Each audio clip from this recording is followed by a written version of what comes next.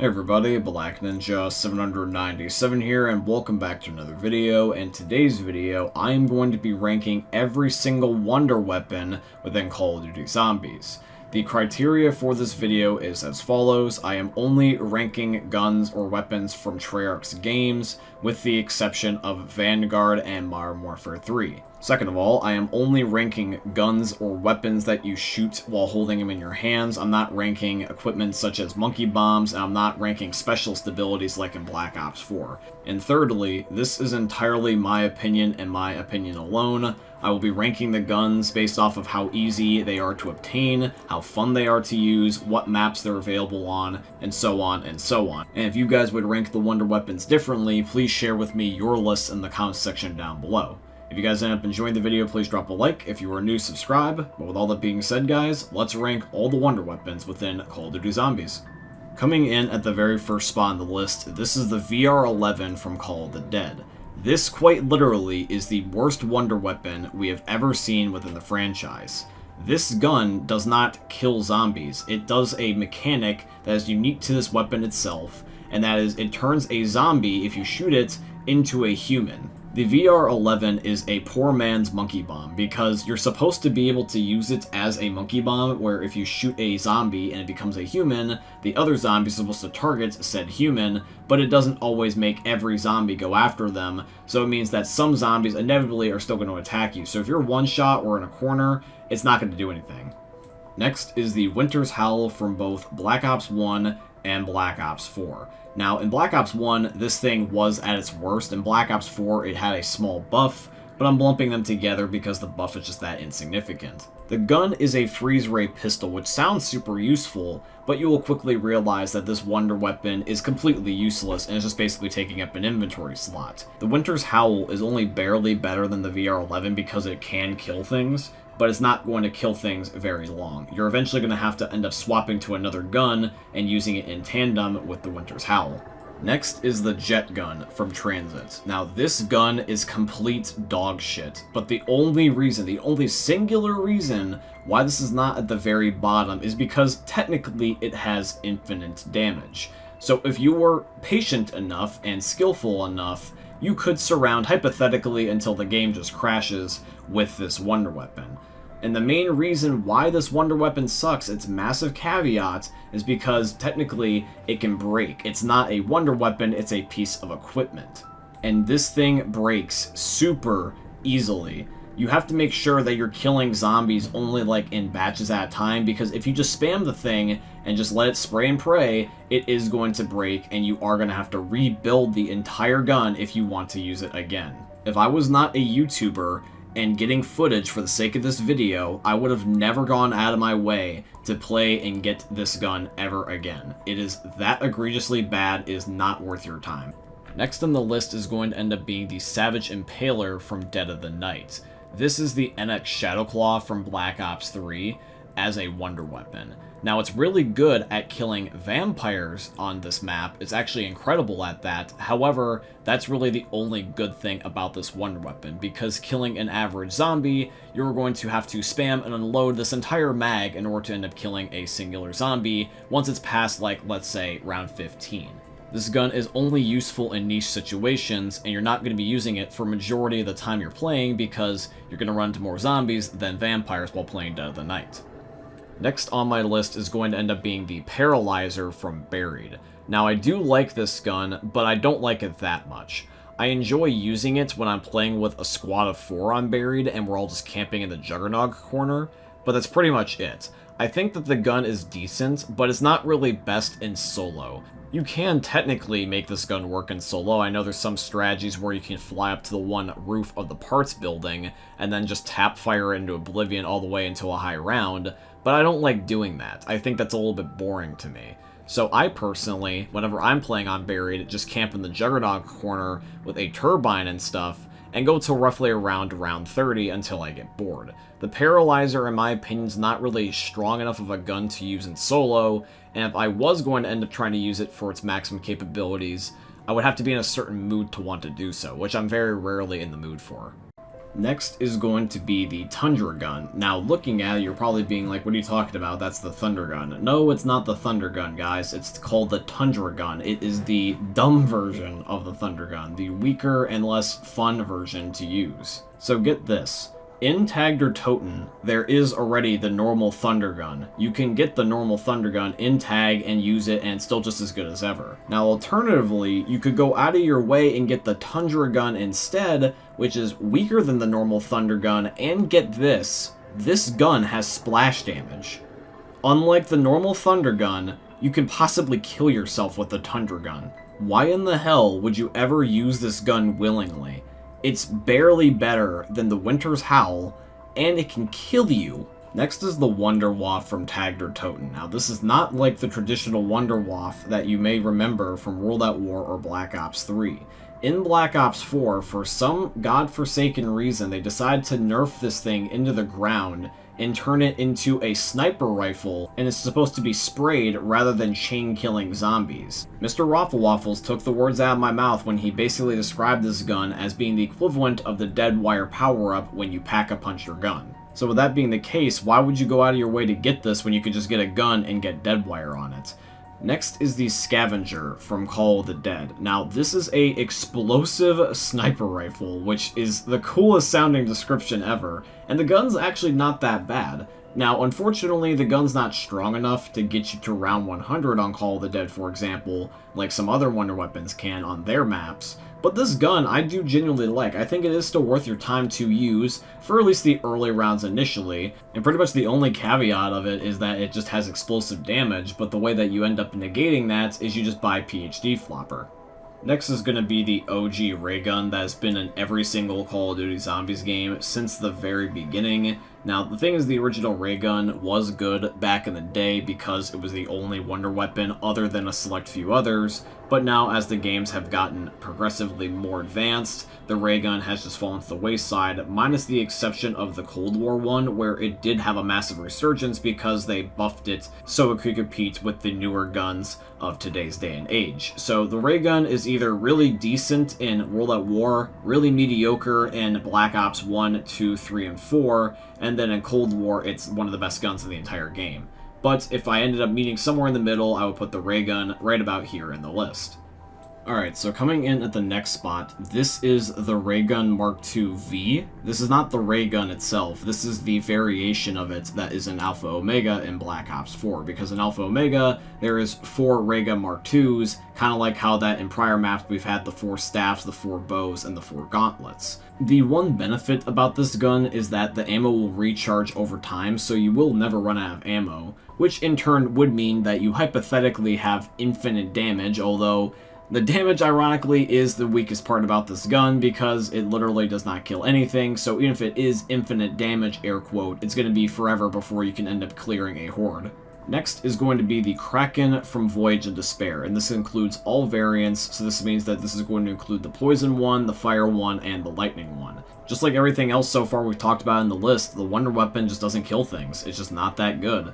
You are going to get a lot of hit markers with this Wonder Weapon, even in its upgraded form, so honestly, you should just not go for it. All of these Wonder Weapons I've talked about so far you should not go for, because they don't help you survive. Next, let's talk about the Death of Orion from Black Ops 4. This is the Wonder Weapon that is available in the map 9. Now, this gun sort of chain kills like a Wunderwaffe, but not really.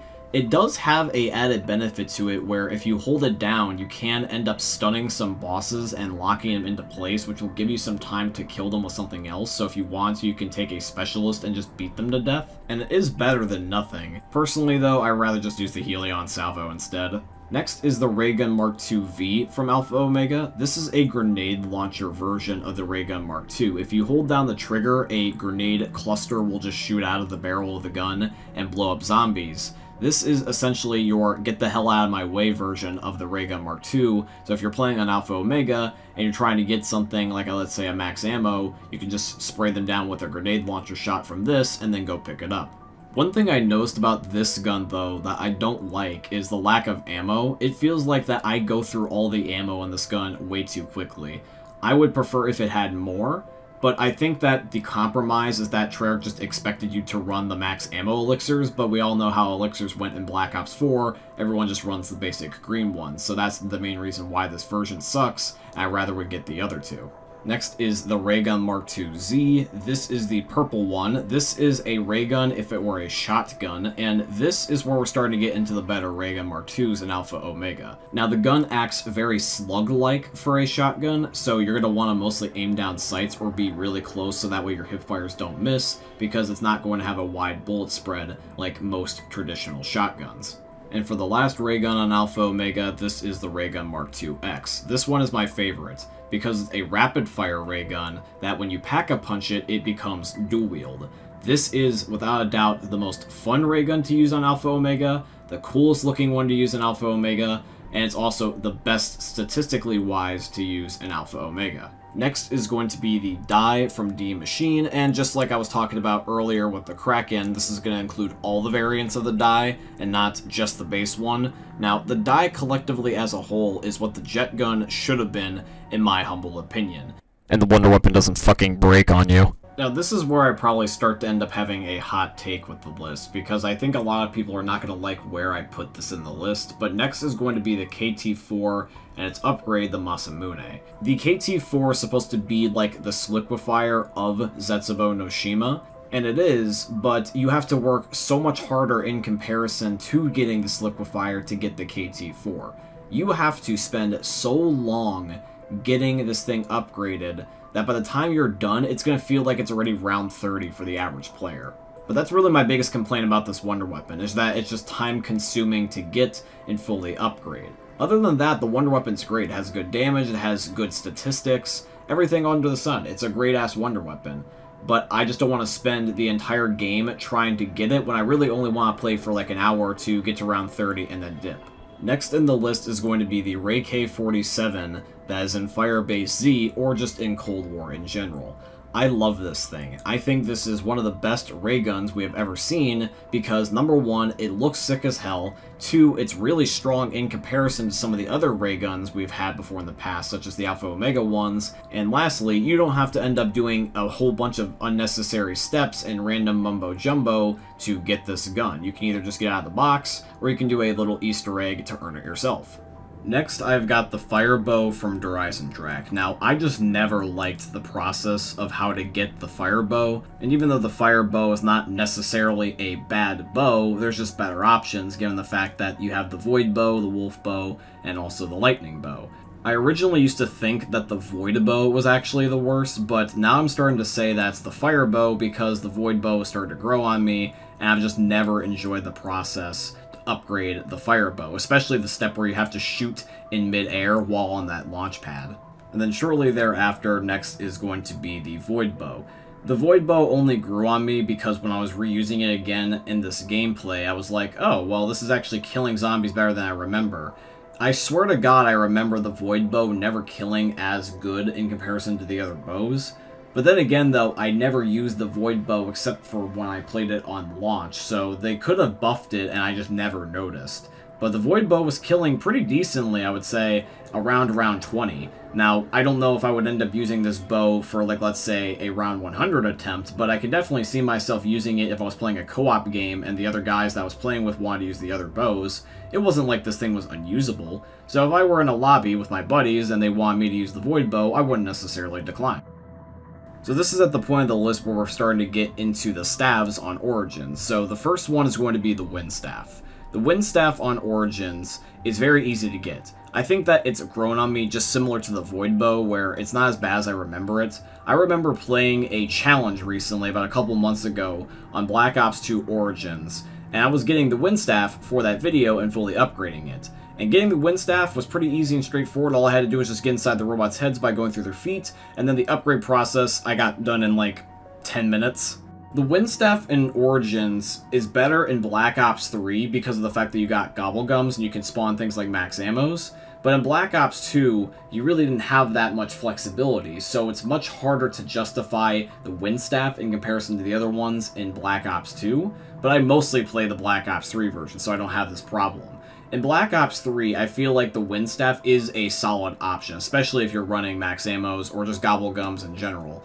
The Wind Staff, it feels like a Thunder Gun if you took away more of its ammo, because that's what it really is a Thunder Gun in terms of physics and capabilities. It's just that it's got a lack of ammo.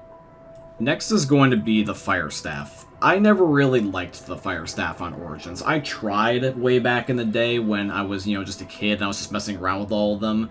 But after I found out what I liked, I never really just went back to the Fire Staff. I always preferred Ice and Lightning. My brother loves the Fire Staff. That's where I remember the memories with the Fire Staff the most, is that was the one that my brother would always rock when we used to play Xbox 360 Origins and we were just playing zombies as kids. And I heard this in a video recently, and I for some reason think that I experienced this as well. I swear I remember that the Fire Staff had the ability to crash your game just because when you would spam it, all the pixels would just make it where the game couldn't load. And that's probably a reason now I'm just remembering about why I never get the Fire Staff whenever I'm playing Origins. I mean, this is why I've always liked the appeal of having like 4 wonder weapons per map with the staves and the bows and the gauntlets, because at least as long as one of them's good and you're playing solo, you would just get the good one, and if the others are at least decent, you would just get whatever the next best one was, and you would just hope that you wouldn't get stuck with whatever the worst one was in that given map.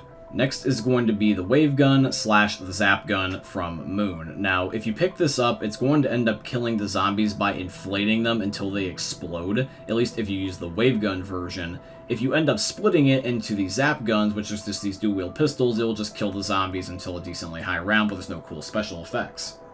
Really, the only inconvenience of this gun is that it just does not make drops, which means you can't refill it based off of max ammos. Other than that, that's basically it. I still like the gun, though. Next is going to be the Alistair's Foley / the Alistair's Annihilator from Dead of the Night. Dead of the Night is one of my favorite maps. I think it's a underrated map, and including the Wonder Weapon when I say that, because the Wonder Weapon in Dead of the Night is one of the reasons why I like this map so much, because this thing is wicked good. Since the Chaos maps in Black Ops 4 don't have the ray gun, this is what would be the equivalent of the ray gun. It feels very ray gun-esque.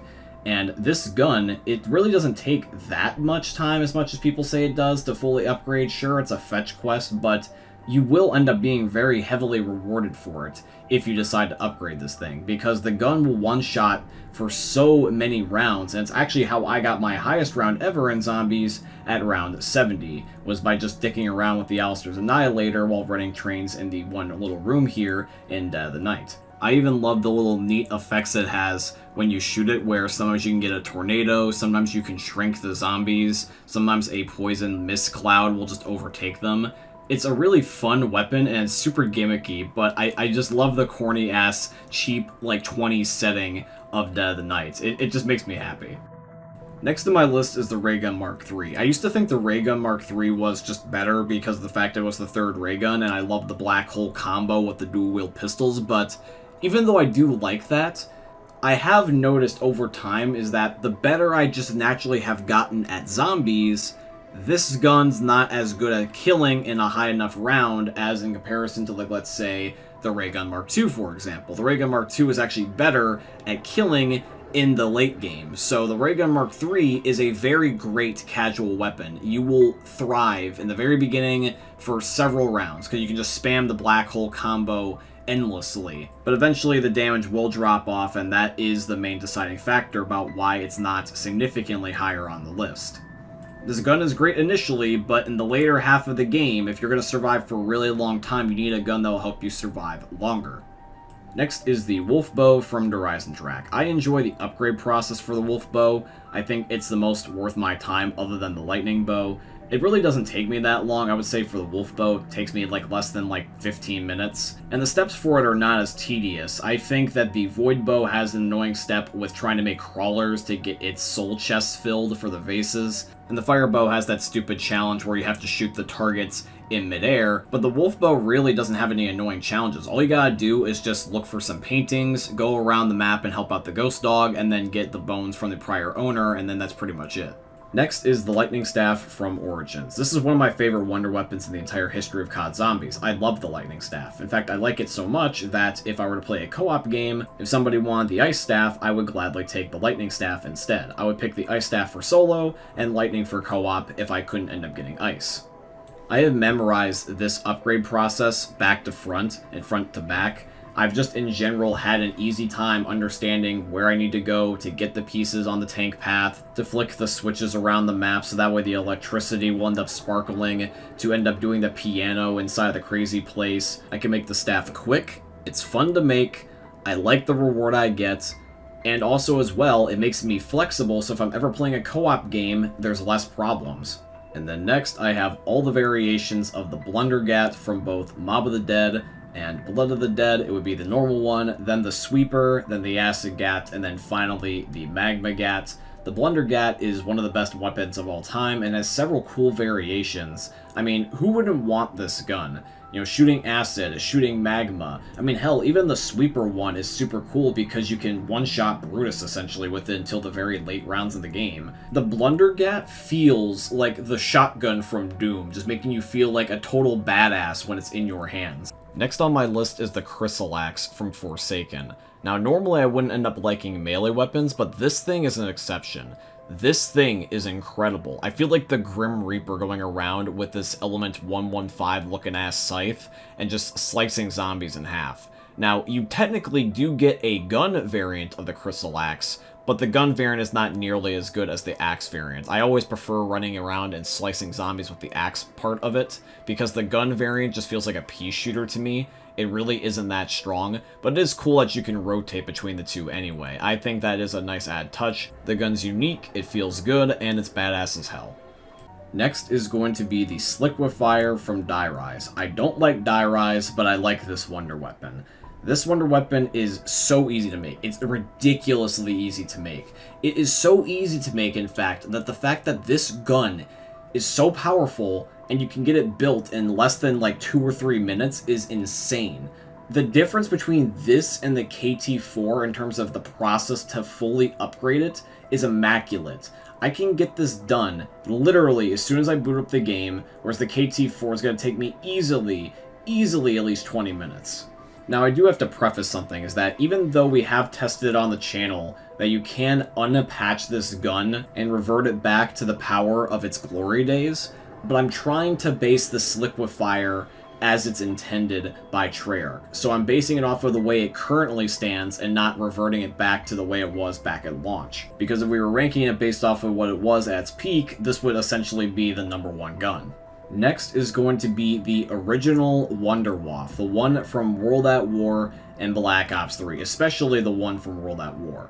This was the second ever wonder weapon to be created other than the ray gun in World at War. This came out in Shinonuma, and then it was also in Darice. Now, the thing is that it's really only beneficial to you specifically on Shinonuma, because if you use it on Darice, if you end up shooting yourself, you're going to lose your Juggernog, basically rendering it completely useless. So it's only really beneficial to you on one map. But even though it really only benefits you in one map, it benefits you in the best possible way. In addition to some other factors, but the Wunderwaffe being one of them, the Wunderwaffe is the reason why Shinonuma from World at War is one of the best maps for high rounding ever in history of COD Zombies. Because in Shinonuma, it is possible to not get the hundreds, but the literal thousands in rounds because of the fact that this wonder weapon has infinite damage and that only 24 zombies will spawn at a time in World at War. This gun can essentially chain kill forever. If the Wunderwaffe didn't have the problems it did, like taking away your Juggernog, and was available in more maps, this would easily be closer to the end of the list, but I do have to give it a little bit of deductions because of its problems. Next in the list is the Raygun Mark II. Now, I don't know about you guys, but I always felt like that the hype for the Raygun Mark II was insane. I remember when the Barry trailer first came out and everyone was just like, oh my god, a second ray gun? That's the coolest thing ever. And now with all the other subsequent ray guns that we've gotten ever since, it just doesn't feel like as a big deal. So the way I look at it with the second ray gun is that it was #1, the first of its kind, and 2, it's still one of the strongest ray guns we've ever seen. I do have a preference where I think that the Ray K is my favorite in general to use, but the Raygun Mark II is going to be something that's going to allow me to survive the longest because this is probably the strongest ray gun we've ever gotten. The Raygun Mark II sometimes is interchangeable for me. I sometimes like it more, sometimes I like it less, but on average it's usually about here. Next on my list is going to be the Cerberus from Mauer Der Toten. This is one of my all-time favorite wonder weapons. I love the way that the gun looks, I love the way that the gun feels, and the weapon doesn't require you to do any stupid or convoluted steps if you want to upgrade it. From when you end up getting the base Cerberus, all you gotta do to upgrade it is just kill zombies and find a drop for one of the upgrade variants on the ground, and if you want to use it, all you do is pick it up and immediately it applies. There's nothing that you have to do that makes this, like, tedious or annoying. And if you simply don't want to use any of the upgrade variants, you just don't pick it up. And if you want to use a different one, you just pick up the other one. Since these are temporary, you will eventually go back to the base Cerberus, but that's fine, because personally, I think that the base Cerberus is the best variant of it to begin with anyway. So really, the bonus upgrades are really only if you just want to end up playing with them because you find them cool or for fun, but I end up thinking that most players are just going to use the base Cerberus, so essentially what happens is that the moment that you get the base gun, you get the best gun in Mauer Der Toten. The Cerberus reminds me of when I ended up getting those toy laser guns when I was a kid and was able to customize it with all of its parts that were always included separately in the toy store for some reason. And I would just end up using my imagination and end up kicking butt inside of my imaginative little kid mind back then. And for some reason, the Cerberus brings that out in me. I don't know why, but I just love feeling overpowered and the futuristic look of it. The little ball spinning around it is also a nice touch, by the way. Now, I know a lot of people love the stabs on Origins and the bows on Drak, but the gauntlets from Ancient Evil are one of the best sets of 4 wonder weapons we've ever had in a map, so I'm just going to put them all back to back. The first gauntlet is the Gauntlet of Hamura. This is the light gauntlet, the one that is yellow. This one has a ability where you can call down a giant beam of light and end up annihilating the zombies. The one thing I just don't like about it, though, is that you have to hold your trigger down, and it kind of slows you as a player down, so you're not really moving as fast. You're kind of locked into place, and it makes it harder to kill things. Next is the blue gauntlet, the Gauntlet of Oranos. I'm probably botching all these names, so I'm sorry, but yes, this gauntlet allows you to be able to fling the zombies away from you Tundragun style, because it has this air cannon effect that will launch zombies away from you pretty much instantly. You do have to hold the trigger down, though, to activate this gauntlet special ability, however. Then there is the Gauntlet of Gaia. This is the green one that involves the plants that you have to pick up and move around the map. You can get it done, though, in just a few minutes, and I think that this one is better because of the fact you don't have to hold down the trigger for everything. It's just a charge shot like the old staves and bows were that we used to use on Origins and Drak, so they feel more fluid and it's less clunky. When you end up shooting this charged ability for this particular gauntlet, it will fling these rocks out of the ground and stab zombies, plus also engulf them in like vines and shrubbery, and it's really good at killing them, so I would say that if you had to pick a gauntlet, either go for this one or the one that I'm about to list next. And lastly, this is the Blood Gauntlet, the Gauntlet of Charon.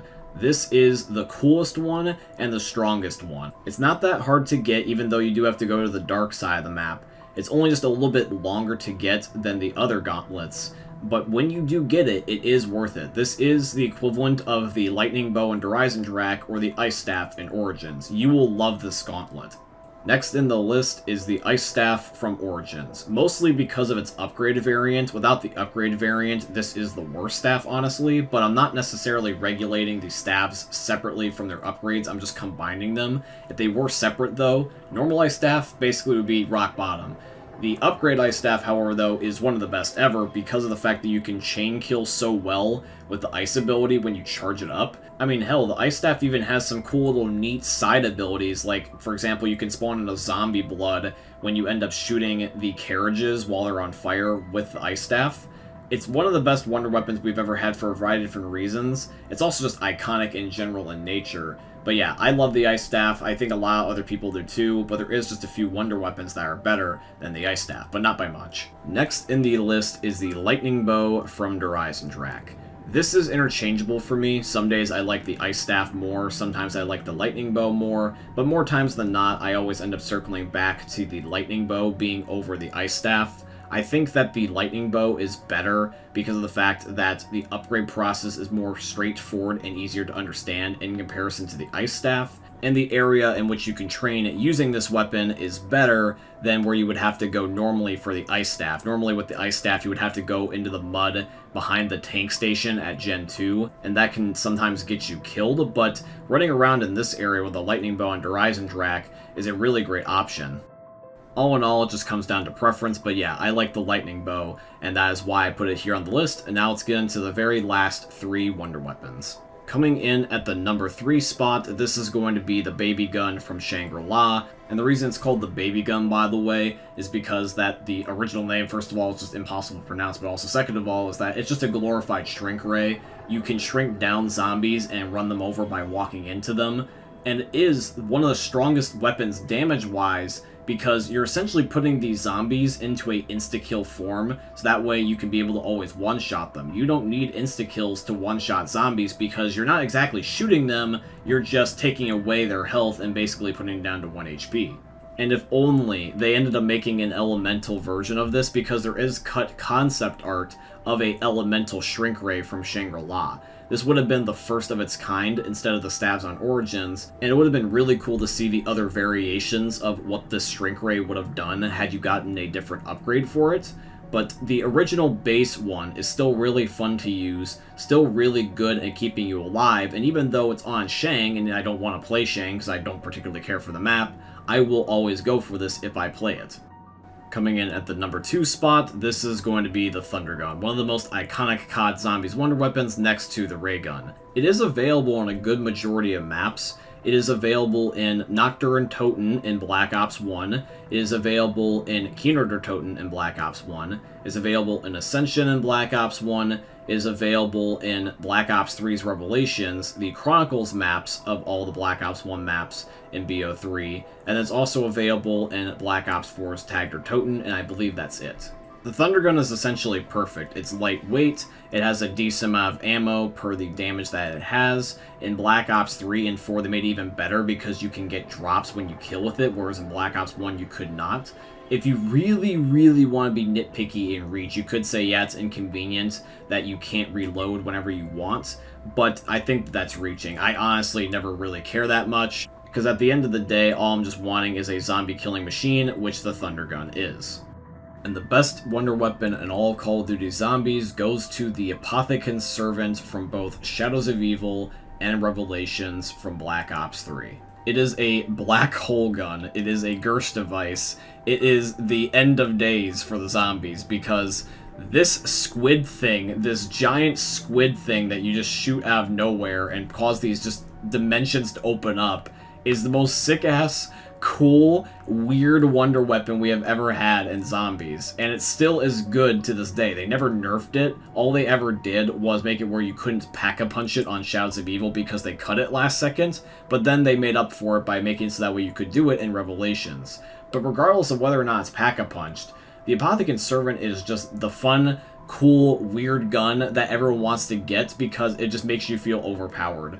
This is why Revelations is one of my all-time favorite maps, because both the Tundragun and the Apothicon Servant are in this map, and you can get them at the same time. They don't restrict you from having both. So if you want to, you can get both and train in, I believe, Verruct, and just go through the rounds in seconds. It's crazy how fast things will die when you have both of these guns. You're Jesus Christ.